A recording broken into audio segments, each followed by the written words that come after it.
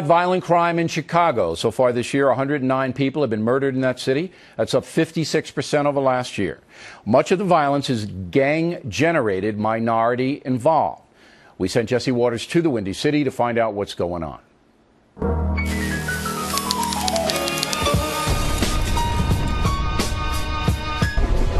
Confirming a total of 5 fatalities. Murders skyrocketing in the city of Chicago. What's going on? It's 3 times more deadly in Chicago than anywhere in the nation. It really starts at home because you got a lot of people that are, born, into families without fathers. Chicago gets millions of dollars each year to fight this. Where's the money going? Money is not enough.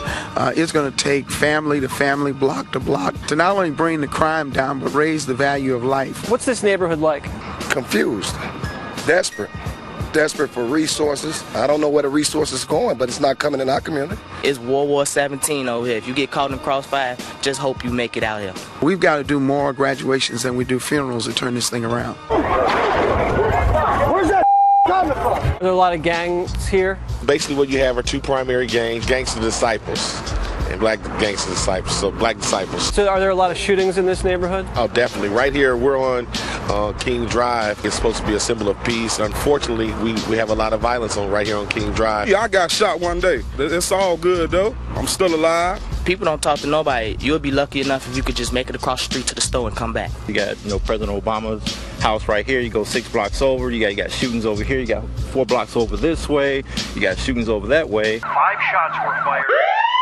You're talking about semi-automatic guns. You're talking about high-powered guns. These kids are holding some very dangerous weapons. We've got to stop referring to people as African American, Hispanic American. These are American kids, and they're being slaughtered by other American kids. Police come after the murder happened. You don't see a police officer out here now. There are a lot of patrol cars patrolling the neighborhood. I think they're not enough.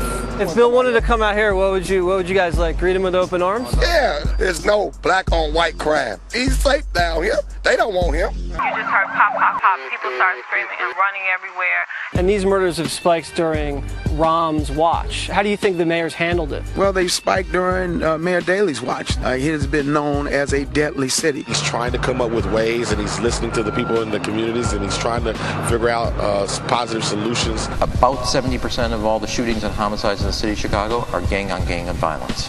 If we can deal with the reprisal shooting, we can start to make an impact on both the shooting and the homicides. Murders at a record rate under your watch. How do you feel about that? I can answer that question. I know. Is that the kind of message you want to send to the victims' families? With you.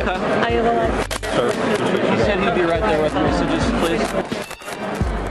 Obama did a lot of community organizing there.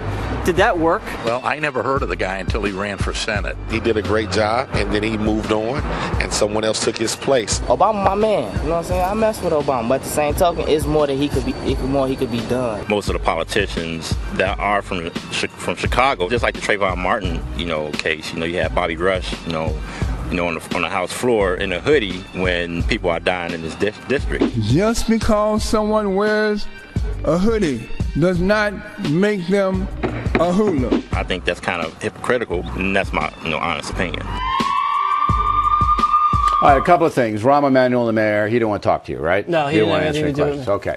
Okay. No women in that piece. No, they were too scared to talk to me at all. It's really sad. They can't even go across the street with groceries. They're kind of ducking and hiding in the middle of the day. All right, so they don't want to be on television and anger somebody who may watch it who's a member of a gang. Right. Now, what are these gangs fighting about? Are they sell narcotics? Are they drug gangs? Yeah, it's mostly drug gangs, and they're fighting over smaller and smaller scraps because the economy's bad, and white people aren't buying as many drugs now. So the profits are down, so they're trying to fight over turf, property, and respect. So most of the fighting and the murders are, I want to be on this block, and I want you off this block. Right. And if you don't get off this block, we're going to kill you. Exactly. So drug dealers are killing drug dealers. Right. Is it all black? Yeah, it's all black. I mean, that's the deal. And one of the main beefs, actually, Arabs are buying up all the stores in their communities and are employing all the gangbangers. So they're running drugs in and out of these Arab-owned stores, and they're just fronts. And the cops, for some reason, aren't raiding these stores. How much of a police presence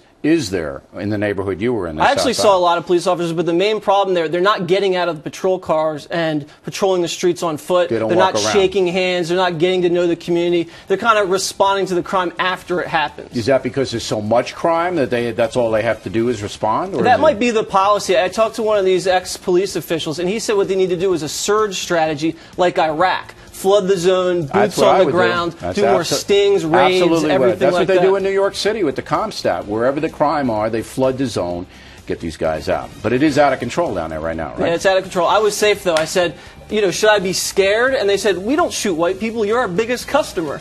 For drugs? Yeah. Well, they had you pegged. No. Just a little levity on a serious story. All right, good job.